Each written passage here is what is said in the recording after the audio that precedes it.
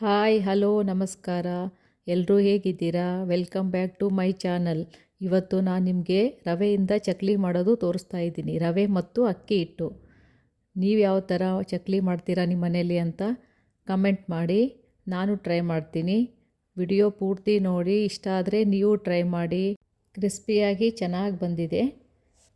ಇವಾಗ ಒಂದು ಪಾತ್ರೆಗೆ 2 ಕಪ್ಪು ನೀರು ಹಾಕೋತಾ ಇದ್ದೀನಿ. ನಾನು 1 ಕಪ್ಪು ರವೆ ತೊಗೊಂಡಿದ್ದೀನಿ, 2 ಕಪ್ಪು ನೀರು ಹಾಕ್ಕೋತಾ ಇದ್ದೀನಿ.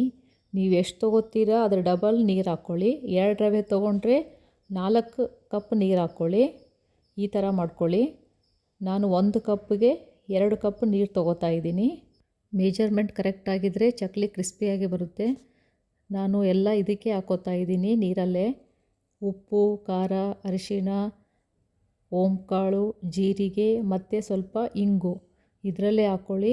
ರವೆ ಜೊತೆ ಚೆನ್ನಾಗಿ ಮಿಕ್ಸ್ ಆಗುತ್ತೆ ಮತ್ತು ಬಾಯ್ಲ್ ಆಗುತ್ತೆ. ಸಪ್ರೇಟ್ ಹಾಕೋದೇನು ಬೇಡ.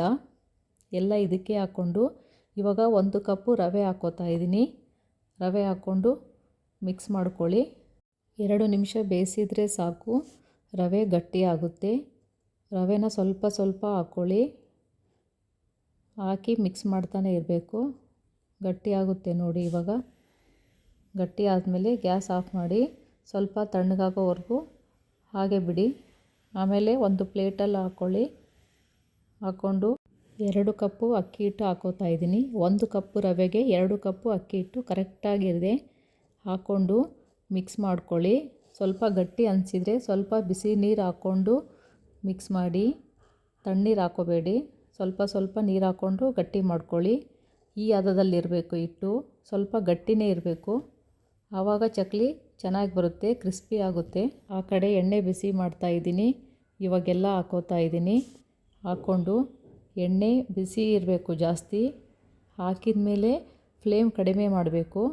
ಆವಾಗ ಚಕ್ಲಿ ಕ್ರಿಸ್ಪಿ ಆಗುತ್ತೆ. ಸ್ವಲ್ಪ ಟೈಮ್ ಬೇಕಾಗುತ್ತೆ ಫ್ರೈ ಆಗೋಕ್ಕೆ. ನೋಡಿ ಇವಾಗ ಚೆನ್ನಾಗಿ ಬಂದಿದೆ. ಇದೇ ಥರನೇ ಎಲ್ಲ ಮಾಡ್ಕೊಂಡಿದ್ದೀನಿ. 1 ಕಪ್ಪು ರವೆಯಲ್ಲಿ ಇಷ್ಟೊಂದು ಚಕ್ಲಿ ಆಗಿದೆ ನೋಡಿ. ನೋಡಿ ಫ್ರೆಂಡ್ಸ್, ನೀವು ಟ್ರೈ ಮಾಡಿ. ಹೇಗೆ ಬಂದಿದೆ ಅಂತ ಕಮೆಂಟ್ ಮಾಡಿ. Thank you. ಮತ್ತೆ ಹೊಸ ರೆಸಿಪಿಯೊಂದಿಗೆ ಸಿಗೋಣ.